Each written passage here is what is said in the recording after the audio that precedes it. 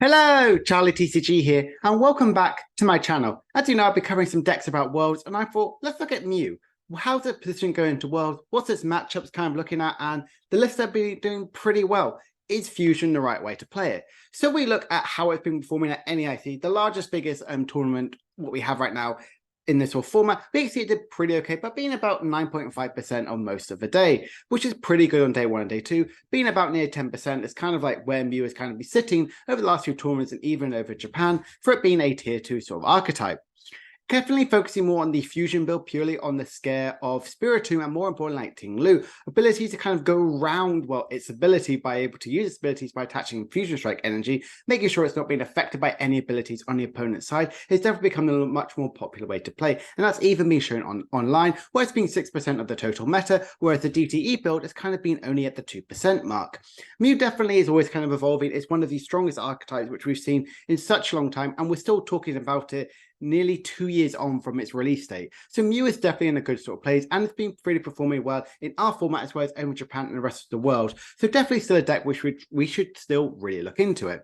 So we kind of look at some results from NAIC and the rest of sort of the roles sort of thing here. If we look at the Fusion build, this is very similar to this. That did in fact win over in Japan a couple of months ago. Obviously, that huge Ice Cube tech with that block slider sort of attack, but you're doing 14 more damage for each Fusion Strike energy attached to your Pokemon, and you could do that to anywhere on the opponent's side of the field. It's a way to kind of go around and like bench snipe some more important Pokemon, like in fact Curlier. I really like this style of deck. I think it's much more stronger. The Elsa Sparkle to kind of like accelerate your energy as quick as possible. Does focus more on the Lost City. Why? Well, like I mentioned before in most of my videos, Gardevoir and Sableye are easy way to constantly be reused with the likes of Super Rod. If we can deny that in any sort of turn, that's why Lost City becomes an absolutely incredible play in that sort of deck here, and Mew is obviously a really good spot for it. Cleansing Gloves, not only can you easily get an easy one-hit KO on Mew VMAX, but also on Gardevoir, because Choice Belt we haven't seen like our new version of that sort of card, which has more damage to EXs.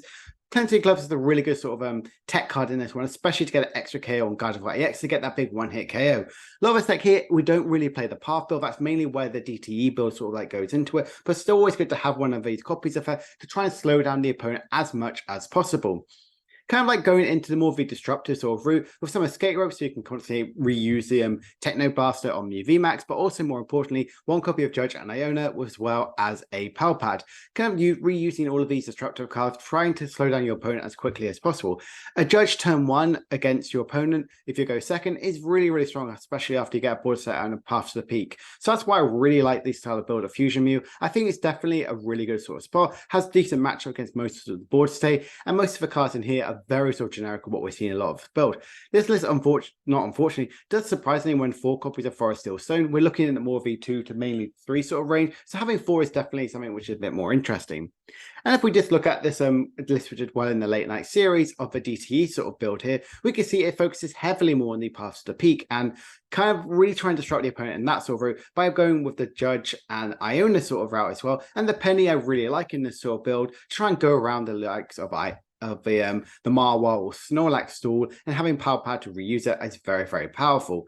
The draw engine, obviously, in this becomes a lot more fragile because we have seen quite a bit of Spiritomb.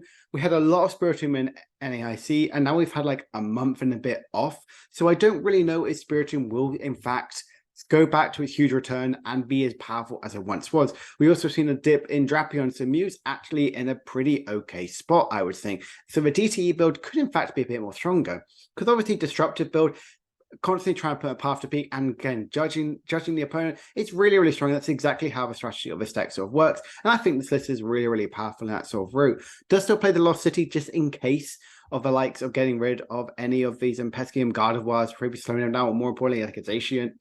Getting rid of his Asian V on the opponent's side is really, really strong. We're more also nice getting rid of that Dragonite or even that Drapion with Lost City is really, really powerful. So I think Mew is definitely in a pretty good spot. So if you play the DT, if you're not scared of Spiritomb, if you're like, you know what, we're not going to see too much of that. I want to be more disruptive. I think we're going to see a lot more like the likes of Shein Pao, the likes of Gardevoir, the likes of potentially Arceus, Umbreon.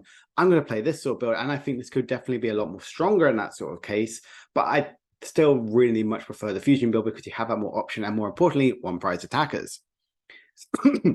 Sorry about that. So we just look at its matchups here. We can actually see Mew is pretty good overall. And the Mew, like Janet said, the Fusion, the the Technoblast sort of version of the DTE actually has a much more favorable sort of matchup against most of it, and even more into the Fusion build, having an actually favored matchup into it, it's definitely something which you should really consider. If you have a more favorable sort of build here, you could do the Disruptive build. You can slow down the opponent as much as possible. Yes, they have obviously the Future Strike energy to kind of go around the Spiritomb, but not getting around Path to Peak and having pretty much little to no outs of that, only having 2 outs from your 3 copies of Path to Peak, you can definitely kind of like slow them down in their draw sort of aspect. So that's kind of why I think Mew and the DTE build could definitely be a lot stronger.